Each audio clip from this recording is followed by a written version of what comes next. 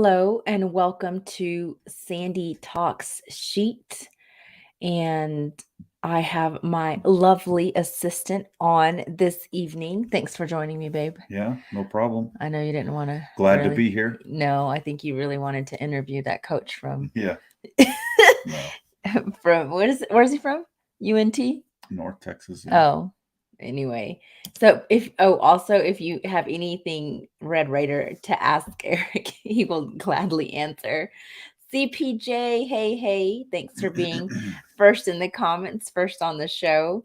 Um, CPJ, funny, we were what's his name? What's the coach? McCaslin?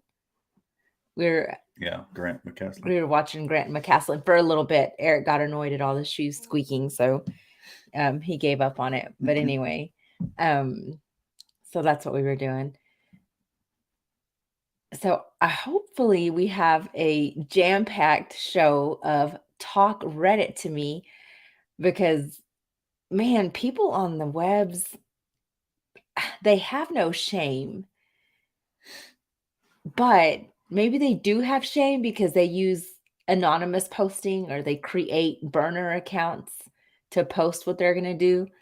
So anyway, Eric has not read any of these stories, so he's going to be completely blind. right, it's going to be a blind reaction reaction.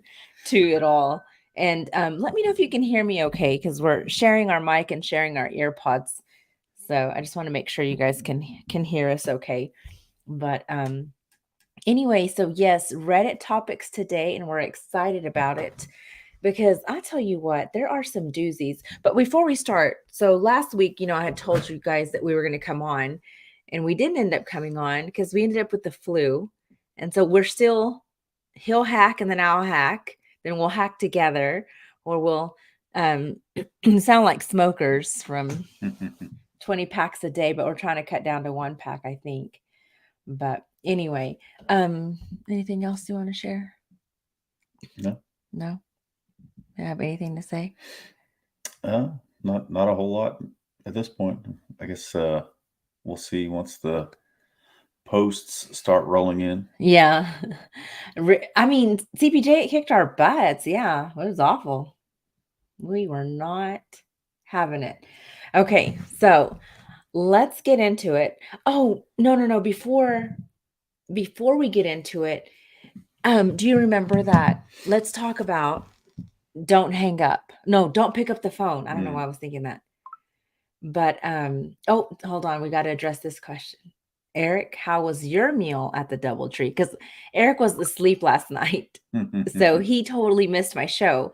He didn't know that I'd even talked about our claraboya experience. So what'd you have?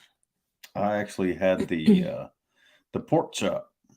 I'm gonna tell you something. Eric is not a fan of pork chops, and when he ordered that, it just shocked the shit out of me. I'm like, what the hell are you doing ordering a $40 pork chop? You don't even like the $3.99 pork chops. True. Gave the $40 pork chop a chance, and it impressed me. It was good. Highly recommend. CPJ, let's do a date night. A double? Is it a double date? Yeah. Is that what you call it? A double date? Yeah, I guess so. Let's do a double date out there. See what you guys think. They had music Thursday, right? When did we go? It was Wednesday. Duh. I don't know what I was thinking. They had music, so we can kind of sit away from it, so we can hear each other. But yes, we should totally do that. I think they had live music every night. I think that's what they told us the last time we were there. Oh, really? I don't recall that. But they have. So it was actually really good. That was the guy from last night was really good. What was his name? I have no idea. I have no idea what his name was. But yeah, he was really good. Totally recommend it. Okay, let's do it. Let's plan on it. Okay, so back to don't pick up the phone. So you kind of missed a little bit of it, right? Or did you watch the entire series with me? I can't remember. I think I watched most of it. You watched most of it? I might have missed a little. What was your thought on it?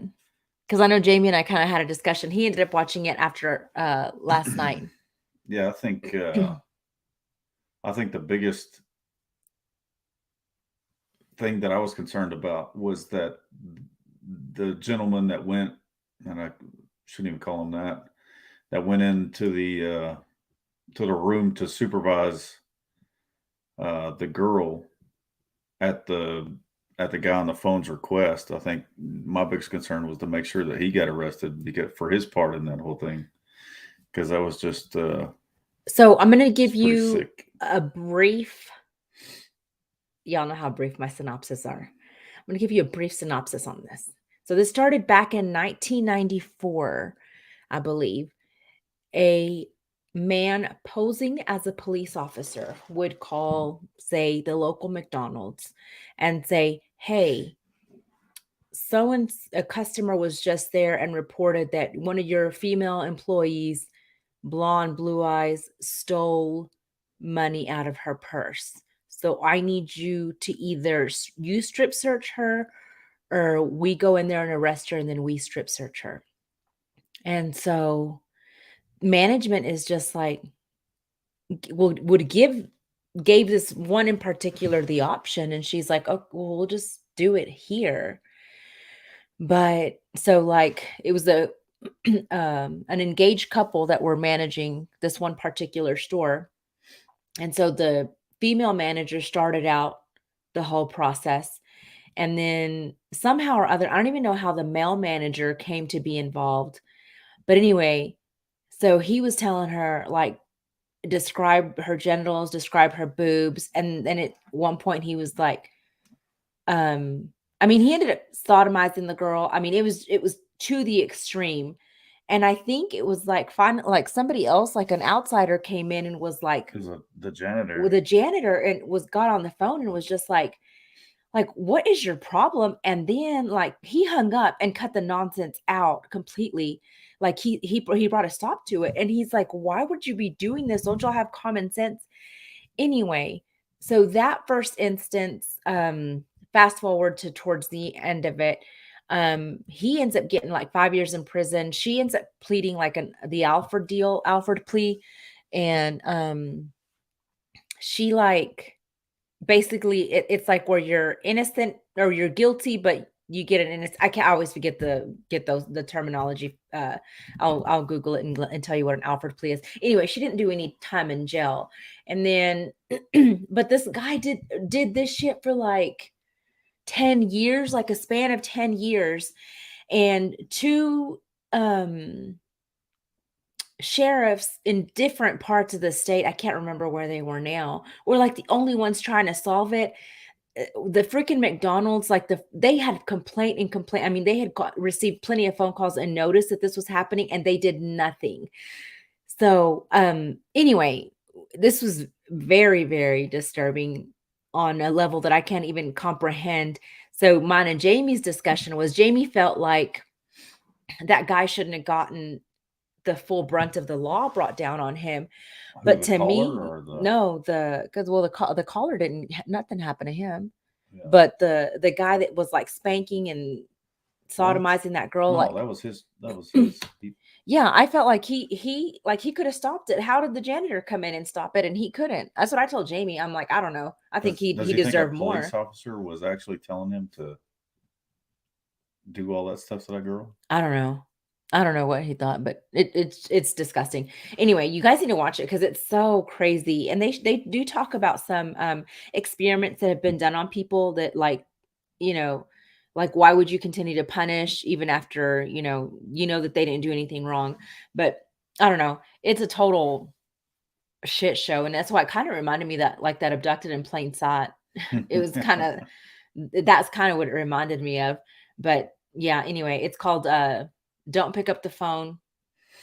Definitely don't watch it around your children, but also warn your kids, like, there's never a time when it is okay to be strip searched at your job. Never. It's never okay. And one of the things too is it's like, well, people are thought to respect authority. And so, are taught to respect authority. And so that's why they were like, a lot of people would do it. But at some point, you've got to say, hey, this is so weird. Like, we're 2 and 3 hours into this and we're still strip searching the girl, and we've not found anything. So Yeah, I anyway, mean, you would figure after the girl is completely naked and she doesn't have anything on her, yeah, then the manager would be like, "No, like this is ridiculous. She doesn't have anything on her," yeah, and let her go back to work or whatever. Yeah, or send her no. home or do something like, I don't know. Yeah. I would have said, come arrest me. That'd have been mine. No, Yeah, just come well, I arrest mean, me. as the manager, yeah, you'd Yeah. be like, no, I'm not, And like, I'm granted, not doing these that. girls were younger, but the managers were older. I mean, they knew better. They were old enough to know She's better. probably at least in her 30s, I would say, The the manager. manager minimum in her 30s. The poor girl, the poor child that this happened to, I think she was barely 18. But yeah, no, I highly suggest you watch it and then talk to your kids about stuff like that. Because I mean, you never know with these sickos. Because I think it carried on to like in the 2000s, right? Like 2006 maybe was the last time that it happened. Yeah, something. Insane. It's pretty wild. Yeah, it was definitely Say insane. no to strip searches. Yeah, say no to strip searches for anything. Okay, so let's start with our first talk Reddit to me. Okay, if your significant other told another woman, you look really good, would that be wrong? Would you be okay with it? It wasn't him telling her she looked nice today. He was saying she looked really good and wouldn't have a problem on Tinder. I mean, let me start off right here. First of all, Eric will compliment me when I'm like, ooh, I don't like the way this looks on me. That's when a compliment will roll off of Eric's tongue. If I hear him compliment some other bitch and telling her she looked really good, I'm not saying it's over, but I'm not saying it's not over. Yeah, I mean that's I mean I guess it might come down, I mean, like in our case for sure, right? Like, because like you're saying, I mean it's not, I mean, I definitely don't like compliment people. Like Yeah. I'm not, that's just not, I guess that's not my He's not style. the complimenting type. Well, I mean, yeah, well, especially like just about looks. I mean, I feel like that's our all, like your hair looks good or something like that. Like I don't, that's just not something that I go around saying to people. It takes them a minute to And recognize when I've so, done my hair. So, but I feel like maybe if the husband, like if that's a regular, like if he compliments people in general, then maybe why not, you know, a woman that he's just saying, oh, you look good, you'll make it fine on Tinder. I guess, I don't know. I don't know. I just don't think it's I think it all just, I think it's all just, like I said, based on how that person, if it's out of the ordinary for that person or for the husband to compliment people, like then it's probably an issue. okay. So we just had like a ton of comments roll in, and they kind of popped up. It says, so CPJ was like, was it me with the blonde hair and blue eyes? Oh man, I take my joke back. Hey Joanne, thanks for hopping in here. Hi John, good to see you. CPJ says, so Eric, you won't be telling me I look fly when we go to the DoubleTree? Yeah, so it just doesn't come natural to Eric. So if like I would feel personally like, bitch, and why you looking at other, like seriously, like because he would never, like I said, he does, but it doesn't naturally come. So I would have a problem with that. I'm just one of those. I'm here, ain't I? Yeah, exactly. I cooked for you, didn't I? Yeah. I made you your coffee, didn't I? I don't know. You guys tell me how you feel in the comments. Is your spouse, does he compliment you? And like, is that a normal thing for him to Well, does he compliment compliment other people? people? Yeah. Yeah, is it because that to my knowledge, Eric's never complimented another woman. Have you? No. Like, Have you ever heard me compliment like anybody in general about their looks? no, That's I what I'm haven't. saying. Like, so Because he ain't trying to and die. well, That's no, I mean, why. I'm just saying, like, even a dude, like saying that, like, oh, hey, like that looks good on you or something. Like I'm sure there's guys out there that say that to other guys. Yeah. Um, but in this case, was she with him when he said that? She didn't specify. Because if she was with him, then you almost feel like he thought there was nothing wrong with it, Yeah. right? Like it wasn't like he was meaning it in like a flirtatious way. I guess he was just saying. But I feel like if she went as far as to say you would look really good, you're not going to have a problem on Tinder, there's more discussion going on. Like, how does she know that she's going to be on Tinder? Well, maybe that was the conversation that led up to it. She was like, "Oh, so like, oh, well, I'm trying to set up my Tinder profile, but I don't know if whatever. I don't know." I don't know. So CPJ says Matt is the same as Eric. So if you randomly told another gal she was Tinder worthy, I'd be totally telling we'd be having a lunch date at the courthouse.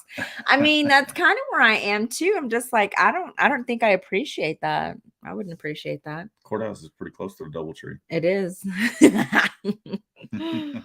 Okay. So next question. My husband hasn't slept in our bed in weeks, maybe months, with the exception of when family is in town and he wants to put on a front. We haven't been intimate in so long, I can't remember the last time, and I'm talking as something as simple as a peck. I've asked randomly and he always gets different answers. Why isn't he sleeping in the bed? I finally asked if there was someone else and he replied, "Not really." Also, what the hell does that even mean? Two, when do you decide enough is enough? And then she went as far as to say, anyone have advice on suggesting an open marriage or experience with it? I'm at wit's end and I'm not sure what to do. I feel like I've tried everything. You want to go first on that one? Well, I mean, to me, it just sounds like they're not communicating. Like there's obviously some kind of a breakdown that's happened in their marriage, and they just haven't. He has a problem of some sort. Either he's seeing somebody, or he's not attracted to her, or whatever the reason may be.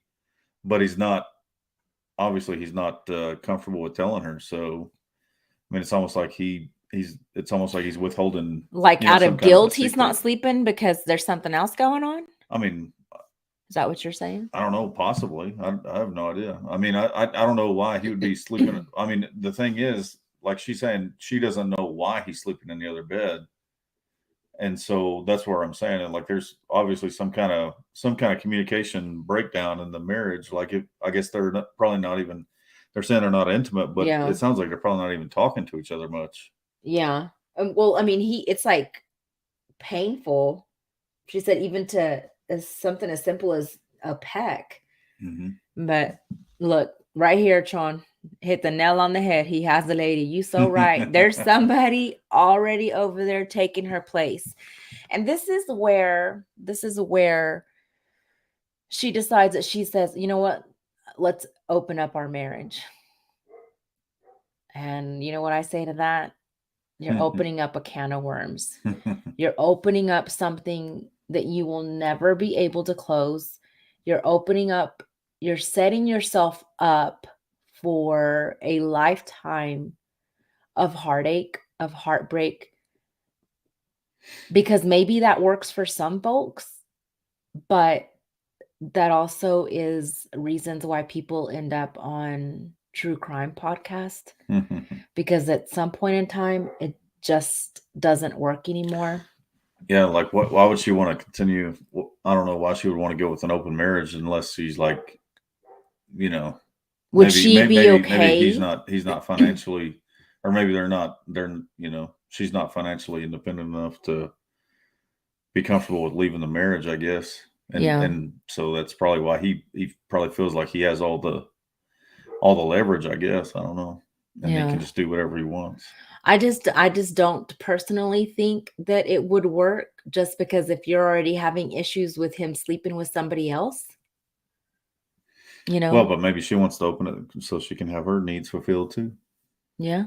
I mean, yeah, good point. And then so if she's willing to, if she's considering that, then I mean, I guess I don't know. I don't know. Couples therapy, girl, couples therapy. CPJ says See a therapist. a couple's sexual intimacy is personal to each couple. It's 2023. Can we normalize not comparing how often sex is happening from one couple to the next? He has a lady or a dude, but someone. Yeah. Word. And It's a it is guy. true, right? Hey, get on. Yep.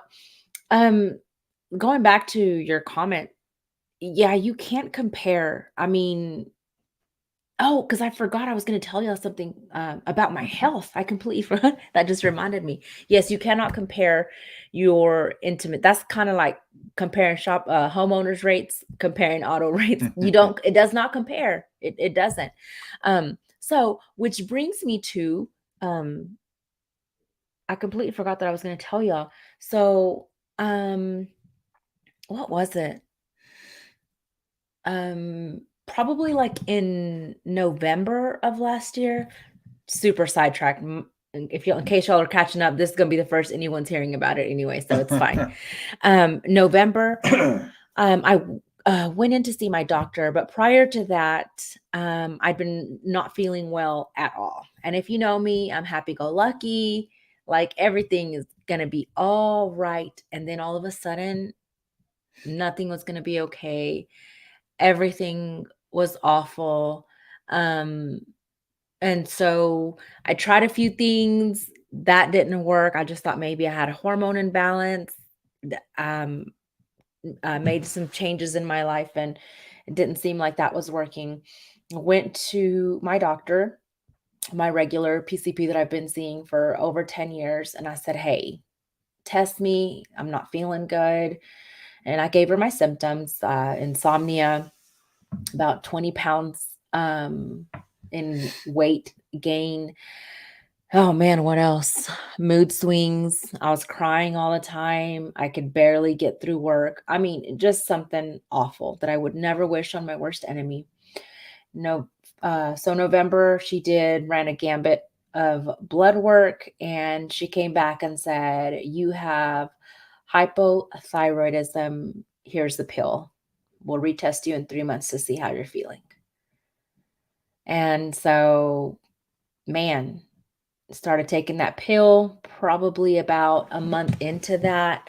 I got worse. I was still gaining weight. I started chronic fatigue and chronic pain. Everything on my body hurt me. And I was just at the point where I'm like, Lord, just call me home because this is not the life that I want to live. Like, I don't want to be like this. I don't want to take medicine for the rest of my life. And I told Eric, I said, if I go back and I tell my doctor, now that I'm on this, what is it called? Levothyroxine. Yeah, levothyroxine. It's a synthetic thyroid, or I don't know what it's called. Anyway, I said, if I go to my doctor and I tell them that now I'm experiencing depression, that now I'm experiencing chronic pain, on top of the levo that I have to take, they're going to give me more medication. And there's a time and place for medicine. There totally is. I just don't want to be dependent on medication for the rest of my life, especially because I know that my symptom, like I'm the worst case scenario. Like if you see the on the label, if you see the 1% of also this can happen and this can happen, the side effects, that's what I was looking for. Thanks for helping me. If you see the side effects on it, I'm going to get those side effects. So anyway, I start researching, Eric starts researching, we start Googling, we go down the whole thyroid thing. And then I tell Eric, I said, there has to be a root cause. I didn't just overnight get this condition. So we found a doctor here in town who is, I guess they call it integrative health, but basically like a holistic approach to healing your body because he gets to the root cause of the problem. So, anyway, I met with him February the 15th. But prior to that, because we had been doing so much reading and stuff, and some of the things that he talked about in his videos, Eric and I started taking it's some magnesium. It's maybe a special blend. I don't know what it's called, but it's not like one specific magnesium, right? Because there's like 7 types of magnesium. So anyway, started taking magnesium. Probably week 2 of taking that magnesium, I want to tell you that I was already like feeling 80% better than what I had been feeling. And I basically just took myself off of the medication that had been prescribed to me. So I took myself off of that. My body didn't even know that I'd taken it myself off of it because I was feeling so good. Then we incorporated some copper, some cod liver, some iodine, just basic supplements that you're supposed to be taking, or not you're supposed to be, but you're supposed to be getting it. You should be getting it from your food. And because our food is so processed and everything's been taken out of our food, you have a what's the word I'm looking for? Mineral deficiency. You have a mineral deficiency.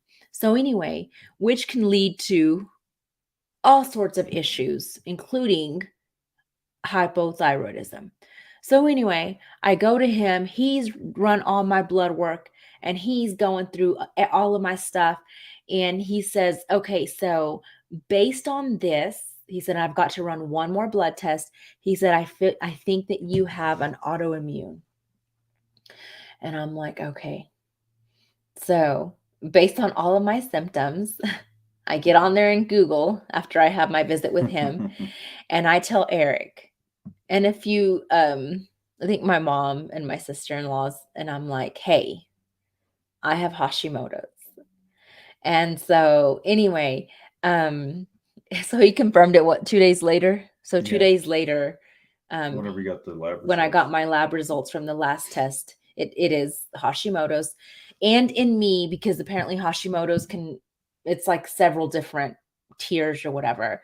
So basically my antibodies should be at 3 or less, and I'm at 713. So my antibodies are basically trying to kill off my thyroid because I have serial killer antibodies. Okay. I mean, because why wouldn't I? So anyway, based on the recommendations that he's doing, I'm trying to incorporate everything that he has asked me to incorporate it so that we can lower my antibodies, so that we can put my Hashimoto's in remission. Yeah. So essentially what you got to do is get your minerals in balance and like have all the right, right amounts of minerals in your body. And then, hopefully that will help balance everything out. Balance your body out, and your body will know once your body gets back whatever it was deficient in, then it can essentially heal itself is the thought. And so if you look at conventional medicine tells you that there's no cure, that you are going to have to be on a synthetic thyroid unless they do surgery to kill your thyroid. And I want to avoid all of that. And so I'm going with this approach.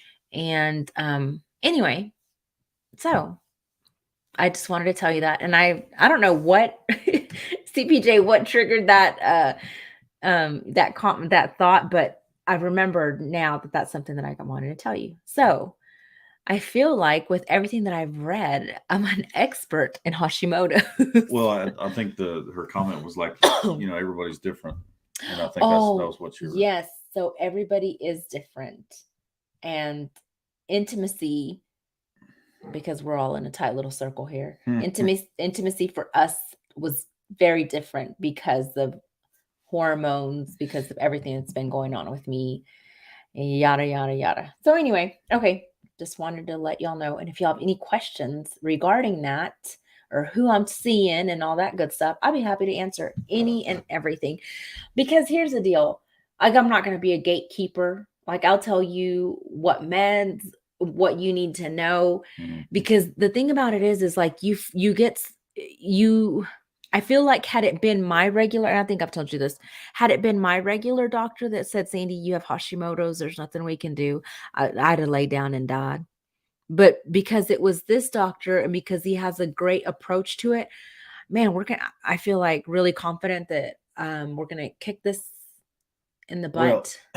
Well, I think, I mean, if you just think about the way that, just general medicine seems to work, and I'm not saying the doctors are bad or it's just, it's essentially the way that a doctor gets trained out of school is to identify, symptoms and, prescribe a cure for it. Right. But in this doctor's case, I mean, what he saw was that he was prescribing these medicines for these people and essentially they were on medicine for life, because they weren't getting better. Like that symptom would get better, but their overall health would still decline.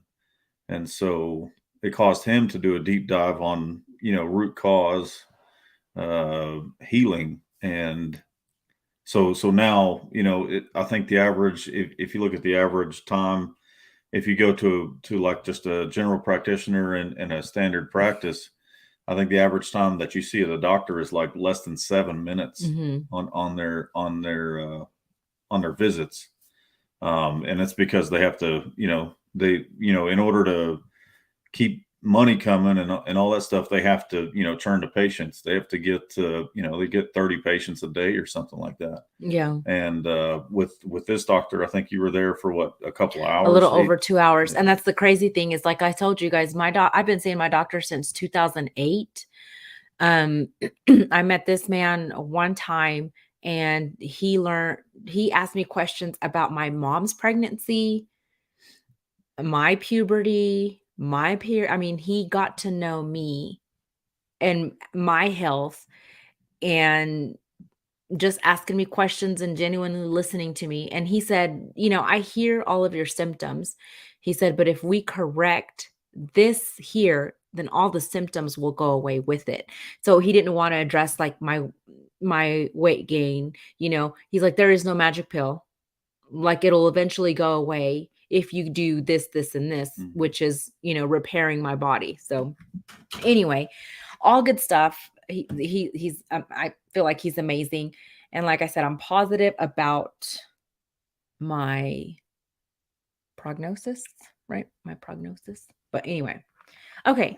So back on track to talk Reddit to me. Okay. So this one just says, she wanted the pros and cons of moving in with her boyfriend before being engaged or married. I'm more traditional and would like to move in because once we're married or at least engaged, he thinks it's best to move in while we're dating.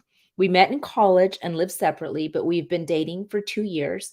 After college, she moved to a big city and I got a job in a small town. I'm now moving to the city due to my new job, and he suggested we could live together, but I don't know if that's a good idea. I would appreciate all the feedback. Okay. Do you want to go first on that one or me? I mean, you can. Okay. So, my take on this, Eric and I had a very, let's say, untraditional relationship. We did not live together before we got married. No, yeah, we didn't. So I know lots of friends who have lived together with their significant others, and here they are 10 to 12 years later, still living together as boyfriend and girlfriend. The whole thing is why buy the whole cow for such little milk? Why buy the whole pig for such little sausage? No. So seriously though, I just feel like if you already have the benefit of living together and playing house, there is no incentive for a man to want to marry you. So if you're content with just living together and not really ever having the commitment, then go for it. But like I said, in several of my friends' cases, the girls get sick of it, of them never committing, but living like they're a married couple. I've seen it time and time again where they're kind of it's upsetting to them where they see all their friends getting married, but here they are 10, 12 years later and they're still not married. But too, I mean, you want to try the shoes on before you commit to buying the pair. So there's that. I don't know. Would we? I don't know if things would have changed for us if we'd have lived together before. I mean, would we be married now? I don't know. I mean, it's so hard to. I don't think. I mean, I think it's only I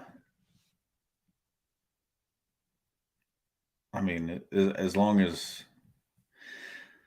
I mean, at this point in my life, I wouldn't recommend, just based off of, my uh, personal beliefs, I wouldn't recommend that people, uh, you know, Fornicate. yeah, like they, I mean, I don't, I mean, just, I just don't think it's a good idea. Um, but at the same time, I mean, it's also like how you do learn a lot about each other. But when you first move in with each other, you learn about somebody's habits, and maybe you don't like those habits. And um, I don't think we've had anything like that. Like I can't think of an instance where you're like, oh, like, you know but Yeah, I think we're used to each other, but yeah. I I don't know mean, if it was like I'm that. trying to think back 18 years and think about you know what it was like when we first moved into together. But my memory doesn't go back that far, I guess. Yeah, I don't know. I was just about to say I'm not seeing any comments come through, but anyway, I see CPJ, I see your comment. Mhm. I think it's a value system thing. Some people have biblical values, some don't believe in that. I think you can learn a lot about someone when you have a traditional dating courtship. I think the best way to get to know someone is travel with them. Yeah, maybe.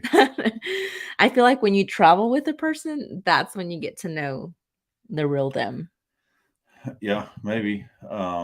But in this case, so what would you say, like, if you were traveling as a boyfriend and girlfriend, but you don't live together, do you share a hotel room? Is it, and is that similar Well, I guess to? it depends on your values. Yeah, for sure. I mean, I'm just saying, like if you're not going to, well, I guess it could be Because the you and same. I apparently didn't have any Oh, values. yeah.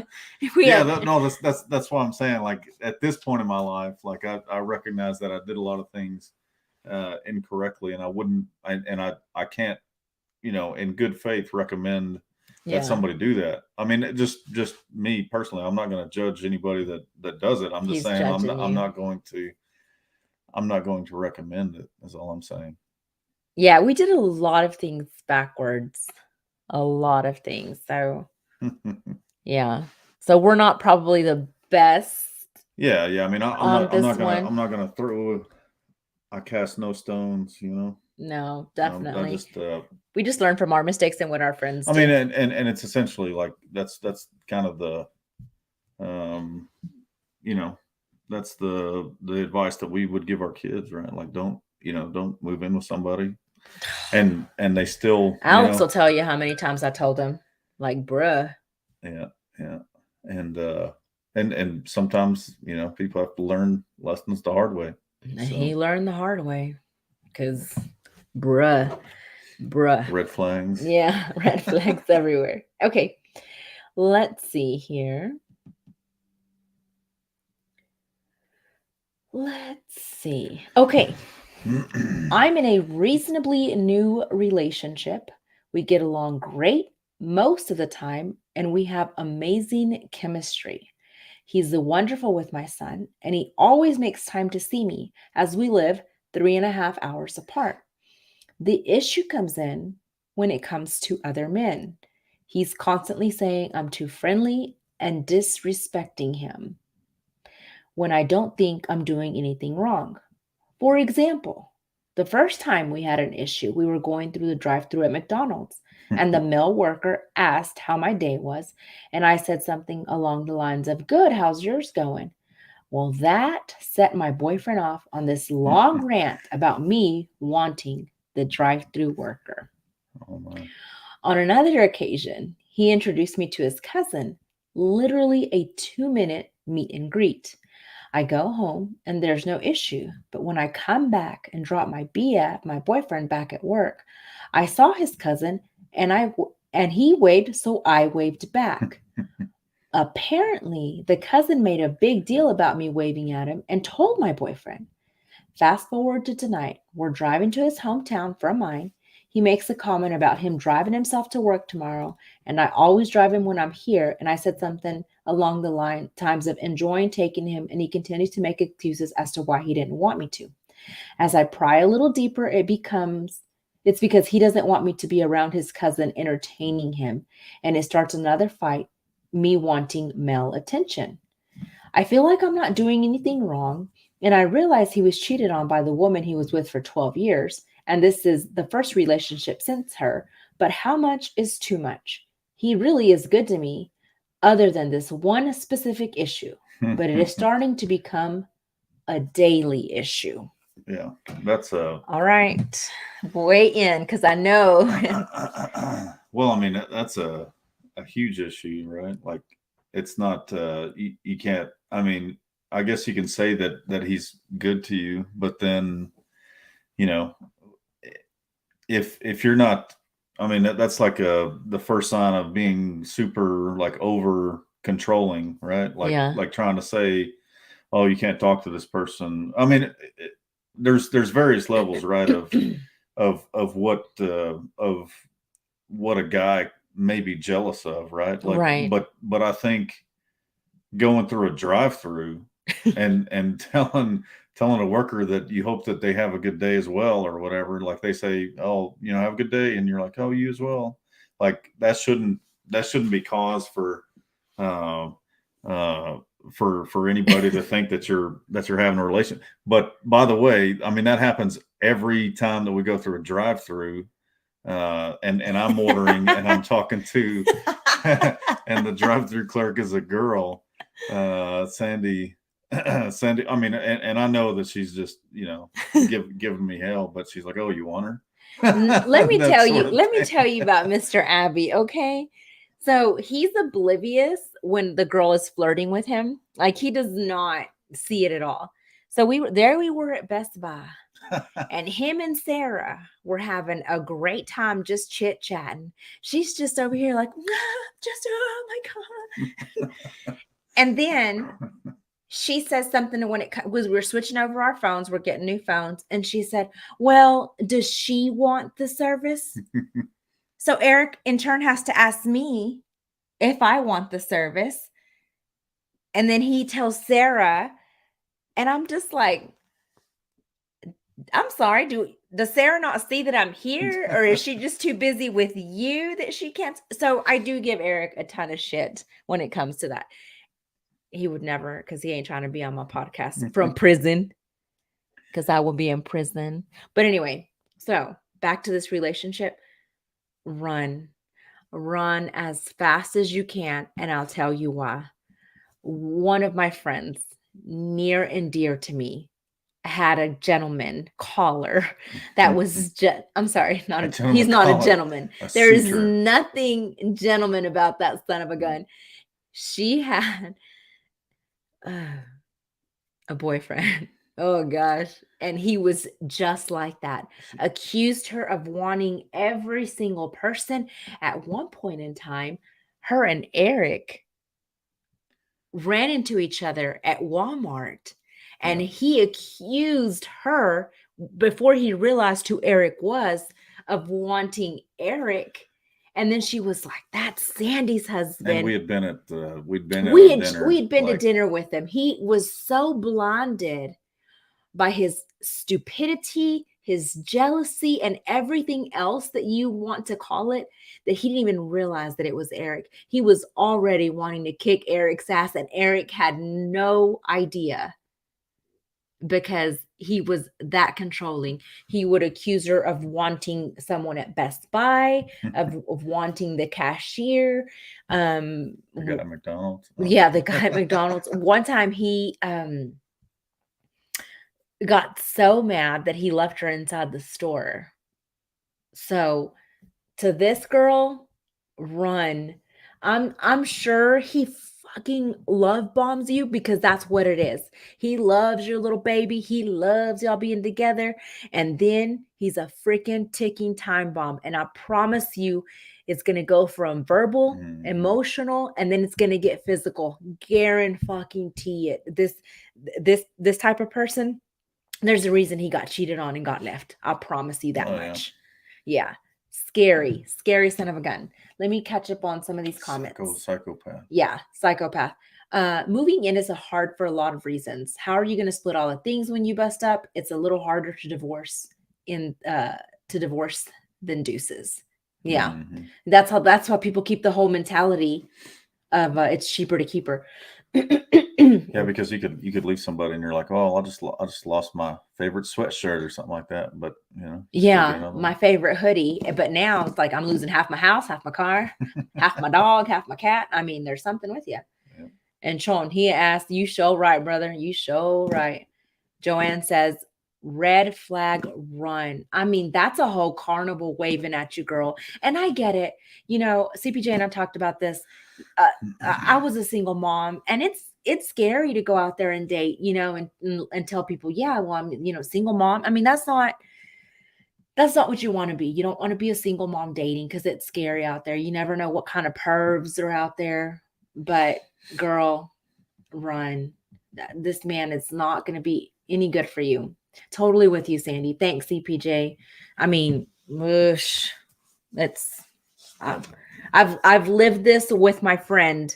I have felt it on levels that you don't even. This is why it was so near and dear to me when I'm like, oh, we're talking about this one. I promise you, it gets worse. And then the thing about people like that is, like, when you try to leave them, they're like, oh, I promise you I'll never do it again. I'm going to be better. And so they are good for 2 seconds. Mm-hmm. And then let them see you say hi to somebody. It don't matter if it's your cousin. They still get crazy. It don't matter if it's your best friend from years and years ago. They don't care. They have no respect for that. Okay, let's see. Dear married people, if he or she keeps their phone password protected and you have no access to it, they are cheating. And that's all she put in there. So that's what caught my attention with this. Do you feel like your significant other is cheating by having a password protective phone? I don't know if it's I don't know if it automatically goes to cheating, but it's definitely makes it appear that they're trying to keep some information from you. Mm-hmm. I can see that. I mean, I have to have a 6-digit passcode on my phone because it's part of the work requirements for having work apps on my phone. But it's a number that Sandy knows. She can open it, whatever. I know her passcode, so it's. I mean, with us, it's not a big deal, but yeah. I mean, I think it would make you suspicious. I think it's a red. I think it's a red flag. Maybe just one red flag for sure. Well, especially if they're just like completely unwilling to let you have it. If they take it everywhere with them, if they, hide it wherever you can't get it. I mean, there has to be a series of other than just the password before I start to assume that there's cheating going on. Just because you have a password, like you said, you've got encrypted shit on your phone. Well, but you got to have. I mean, but if the person asks, like, "Hey, what's your password? I need to get in, like, to do, whatever," mm-hmm. and you're like, "Oh," and you start sweating bullets. Yeah, then that makes you seem guilty at least. Yeah, at the least. Sean said she asked. Yeah, she is. Anyway, CPJ, do you guys have passwords on your phone? Joanne, you guys have passwords on your phone? Mm-hmm. Secrets are seeds that bloom thorns. Just be honest, little dude. How about it? It is so much easier. I mean, I don't know. I don't know why we got to make it so hard these days, because now you've got apps, and it reminds me of Chris Watts. Chris Watts had an app that was a calculator. Snapchat. A very unseeming, it's just a calculator, right? Nah, bruh. That's where he had all the pictures that the lover would send him. And that's how he kept them hidden on a very unsuspecting little calculator app. And yeah, it was password protected. And now iPhone requires your password for we have in our albums. Oh, yeah, yeah. Let's see here. What is it called? Oh, you have a hidden folder and it is password protected. And it didn't used to have that. This came with the new software. So, Yeah, I think it came maybe like iPhone 11 or something like that, or 12, 13. I don't know. yeah. Who knows? Joanne says, nope, we don't. I don't see the need. Yeah, we only have it for work purposes just because a lot of our work stuff is on there. But Yeah, like I said, we know each other's stuff. So. Well, whenever you have yeah, the work only apps that like mine is like there's certain apps and it's like most of the Microsoft stuff because the company that I work for uses Microsoft for everything, Microsoft Teams, Power BI, and then of course we have all like the Excel and Word and all that stuff. And so anytime I download, an app like that or even Microsoft OneDrive, it gives me a notice that says your organization is now protecting data on this application, and so you gotta authenticate every time that you open one of those. To me, it's a pain in the butt, but I guess it's all in the name of like all in the name of cybersecurity. Yeah, we talked about that last night. CPJ says, we have passwords. We know all of them. I don't or ever have let my kid play on my phone simply because it has access to my customer base. Matt can do whatever. Yeah. I'm always like, Eric, fix this on my phone, or Eric, do this on my phone. My kids, everybody, I'm pretty sure everybody knows my password. So that's not an issue. Okay. So the next one, let's see. Okay. My husband was raised to where his mother catered to him and his father. She never worked while our kids were young. I, on the other hand, work 40 hours a week, take care of our 3 children from the moment they wake up and we get home after work or school. My husband will help. She has that in air quotes occasionally. But tonight we got into an argument about how I'm supposed to do all his laundry, pick up all his stuff, and basically cater to him hand and foot, on top of doing everything for the children too, because I am the wife. I will always do whatever I can for my children, but I'm beyond exhausted trying to take care of 3 children, his every need, my home, work, and myself. So, what say you kids? What say you on that one? Or do you want me to go well, first? I think that relationships, as Carrie said earlier, like that's not. I mean, you can't compare your relationship that you have with your spouse to your parents' relationship. I mean, the generations are completely different. The cost of surviving these days seems to be a lot higher than it was. Yeah. Of course, we have a lot more. We have a lot more stuff nowadays to buy, and a lot of it, makes your life a lot easier, and so you feel like that it's a necessity, and so people have a lot more expenses nowadays as a couple that it's pretty hard for a couple to survive off of one income. And I think that would be the only case where that guy would have some kind of at least a little bit of justification, if he was the only one working, and the house was left undone, or she didn't cook food, or didn't do the laundry or whatever, then I could see him possibly having a case to be upset. But I mean, when you're both working outside the home, you're both working, full time, so at least 40 hours. Then I mean, I feel like you should share the responsibilities. I think that there's still some stuff that are typically, and you may call me a chauvinist or something like that for saying, but there, or some people will. I don't think you will, but Like, there's still general chores that are divvied out based off of gender conforming roles, right? Like the man usually gets out there and mows the yard, takes out the trash, does all that Because stuff, I ain't mowing no yard and I ain't throwing out the trash. fills up the cars with gas. B, I just filled it up the other day, so hush your mouth. And then and then in a lot of relationships, the women or the woman, does like cooking and cleaning and all, but she shouldn't have to do all of that either.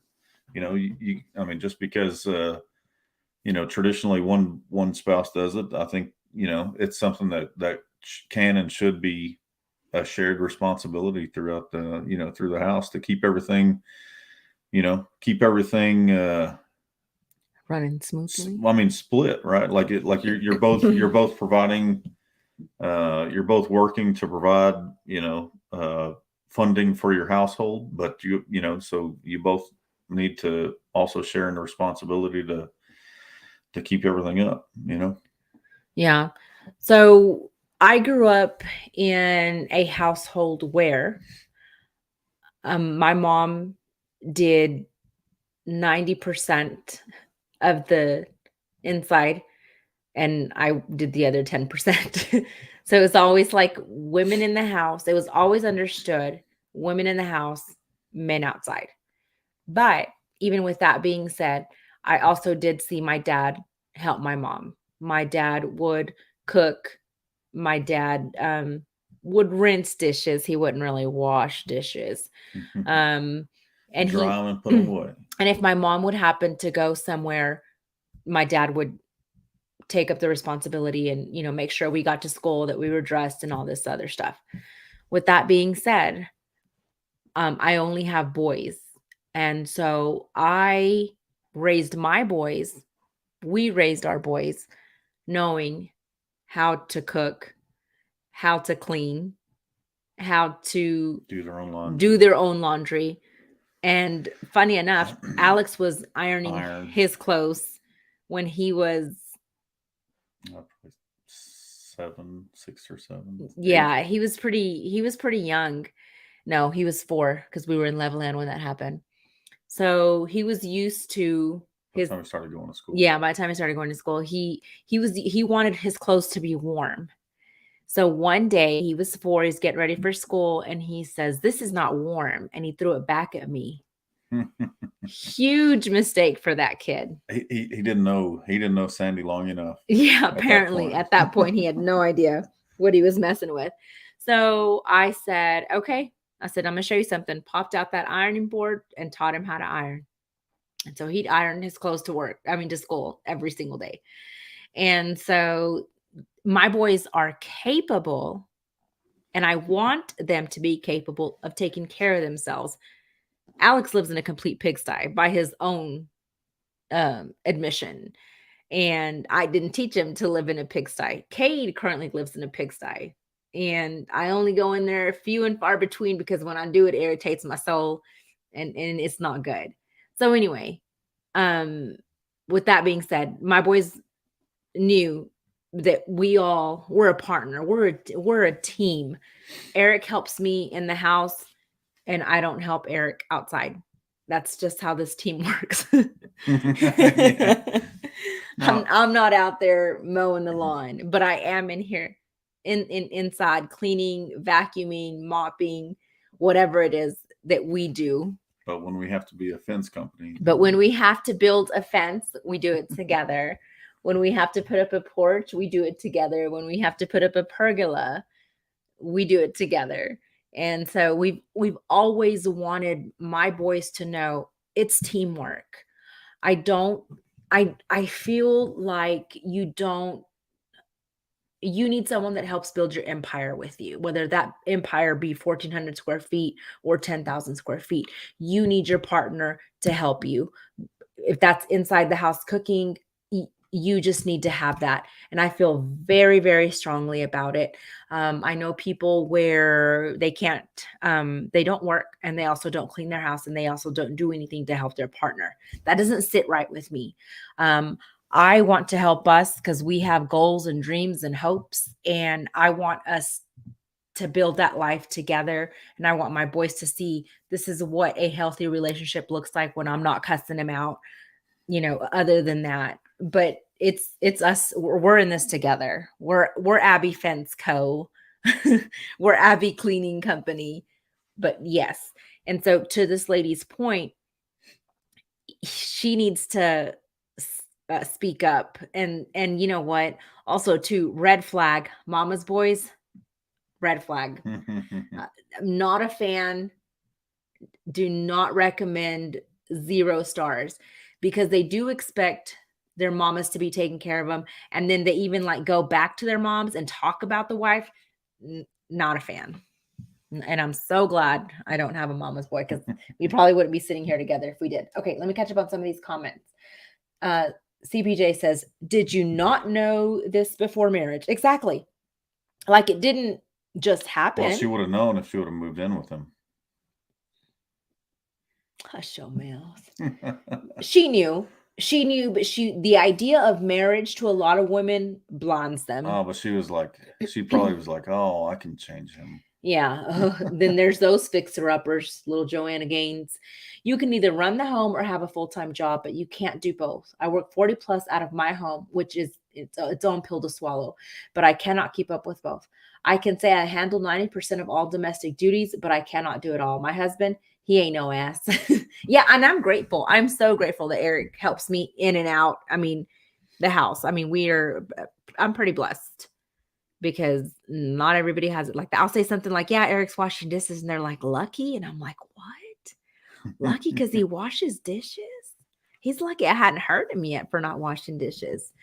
CPJ says, by out of my home, I mean I work inside the home, not go out of a traditional to go to a different office space job. I'm able to handle laundry while I work during the day, but I can't make money while dusting. The end. I mean, total sense. I mean, even if you're working from home, you still have to separate like your home work remote and then your home life. There has to be a separation. So that makes sense to me. Yeah, I think that's probably the one thing that a lot of corporations found out with the pandemic was that well, and I guess it worked differently depending on depending on the corporation and their schedules and stuff like that. But during the pandemic, most corporations, their office staff, just worked from home and worked over Zoom or whatever the case may be.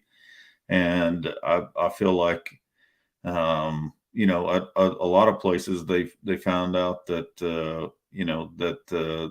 that the people weren't getting as much work done. So that's, I mean, essentially that just goes to the point. Like you can't do, if a person is working at home, then they're probably doing things like for the home, and that distracts making from TikToks. That distracts from the job that they're supposed to be doing, in front of the computer or whatever the case may be. And so that they're not as productive. And then in other instances, you just found out that, being at your office was just a waste of time, and you can do all your work in, 3 hours, and then have the, have the rest of the day just for personal stuff. So I guess it kind of worked out differently. Yeah. For different people. Yeah, for sure. So CPJ says, my dad helped my mom, but my dad was also a stay-at-home dad from 0 to 4 with me. My mom was the breadwinner. My dad was a great cook, great house cleaner, and he was a man among men. Strong hands, hard worker. He was great at ironing, going to the store, all the things. My mom loved it. But again, she worked 50 plus hours a week for 30 years. I mean, your dad could cook. That's for dang sure. Yep. I agree. But see, that's the thing. It's like, traditionally the man's the breadwinner, the woman stays at home if they can afford it. And see, your parents were non-traditional, and how many men are stay-at-home dads? I think it's starting to be more common now. Well, but how many men are okay with that, right? Like if that was the case, I mean, how many? I guess that's a sign of probably a red flag too, right? Like if a guy's insecure that his wife or whatever I've seen some of those topics. Do some. I mean, and I'm not saying that happens all the time, but there's. I mean, I assume there's probably a good chunk of guys out there that wouldn't be willing to just be a stay-at-home, dad because they feel like emasculated, Yeah. for not being the breadwinner or whatever the case may be. So Yeah. Do you remember, like, for a hot second, I was the breadwinner and you never had a problem with that? You were no, always okay with it. You did not feel. I always said, I mean, Sandy can be my sugar mama or whatever. That's I'm totally fine with it. But then he surpassed me. Now we're all good. Like if you are to make millions, I'll make sure that this house is clean and all the tanks are filled up and the yard's mowed. Really? So I have to make $1 million before you check on my car, before I bitch at you? Anyway, Be okay. proactive. Yeah, you're always reactive though. Guys, thank y'all so much for being on here. I was a little wordy and rambly earlier, and I apologize for that, but I appreciate CPJ, Sean, Joanne, all of y'all's comments in here. We don't want to keep y'all awake longer than you have to, and also I don't want to stay awake longer than I have to. But anyway, guys, you are amazing, and I don't know what did I do? Oh, I don't know what will. The Texas Tech coaching search saga begins. Oh, yes, began last night. The transfer portal opens on Monday, so we're gonna see how many. We hope that we don't lose a whole lot of our players. But gosh, I'm sure they're all entering the portal. Anyway, all right, guys, thank y'all so much. Love y'all for being on here, and remember, let's keep talking sheet.